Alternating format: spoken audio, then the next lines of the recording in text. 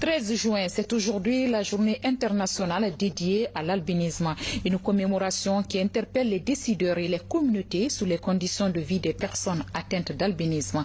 En Guinée, le combat est en phase d'être gagné sur le plan législatif. Un avant-projet de loi est validé par le ministère de l'Action sociale et les organisations de défense des droits humains. Il vise à protéger cette couche vulnérable. Explication Mohamed De Camara. Selon les Nations Unies, une personne sur 5 souffre d'une pigmentation à la mélanine en Afrique subsaharienne. En Guinée, le nombre de personnes atteintes d'albinisme reste méconnu. Cette frange de la population est souvent victime des préjugés qui les empêchent d'accéder à certains privilèges de la société. Partout là où il y a des cultures, il y a des civilisations erronées, il y a toujours des problèmes. Si vous vous rappelez tout récemment là, il y avait eu des actes de, des tentatives d'enlèvement du côté de Kindia, d'une jeune fille.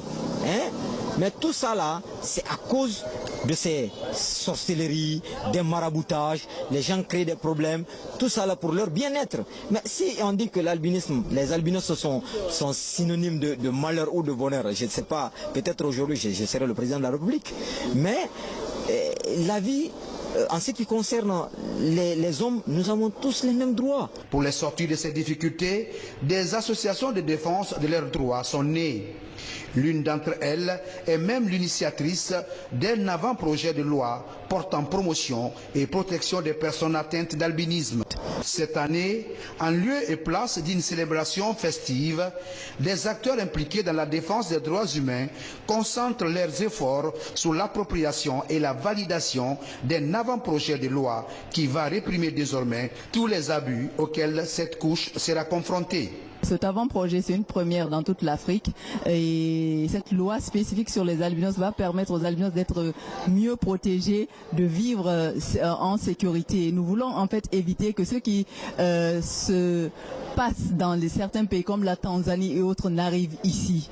Et pour cela, il faut un cadre juridique pour protéger cette couche vulnérable et pour lui permettre aussi de mieux intégrer la société. La lettre de mission qui a été adressée à notre département par Monsieur le Premier ministre, il est indiqué que nous devons accorder une priorité à la promotion et à la protection des couches vulnérables, sans exclusif.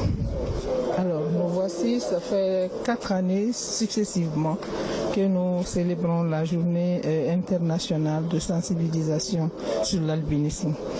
Alors, cette année, on a voulu changer un peu et nous consacrer à l'appropriation. Le combat du ministère de l'Action sociale aux côtés des défenseurs des droits humains vise à renforcer l'arsenal juridique dans le domaine social. Une arme qui va lutter contre les discriminations des couches vulnérables, y compris celles vivant avec l'albinisme.